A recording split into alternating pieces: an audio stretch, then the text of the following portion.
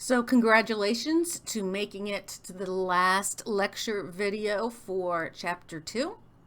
We're going to wrap it up by talking about how to name this class of compounds called hydrates.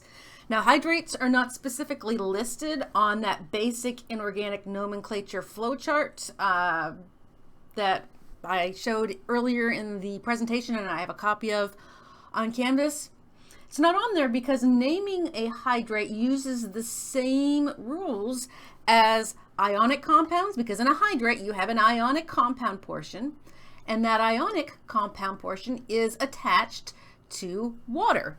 And water is a molecular compound, and we use Greek prefixes to indicate how many water molecules are associated with that salt or with that ionic portion.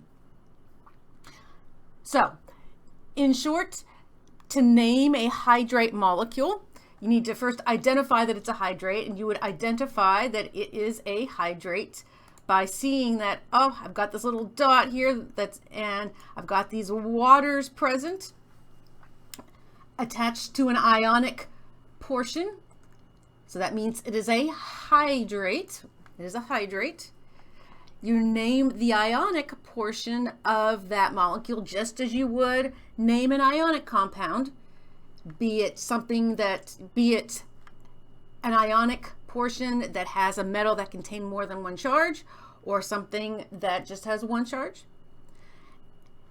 Then you use Greek prefixes to indicate the number of waters associated in that molecule, and then you indicate the fact that water is present by using the term hydrate.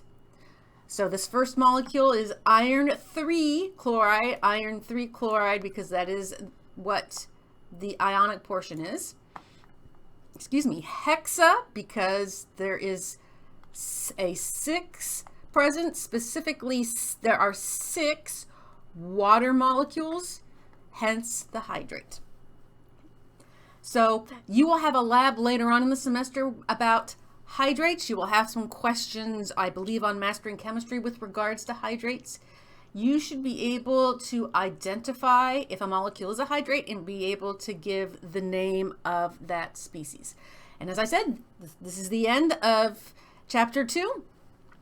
Just ending with a reminder of this summary basic inorganic nomenclature slide. I really encourage you to use it when studying and when doing practice problems. And this is also a reminder to me to remind you, you're not going to be able to use this for exams. Exams are closed book, closed note.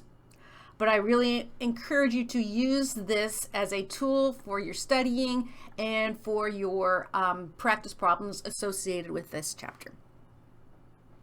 Have a good rest of the day, everyone, and I will see you later.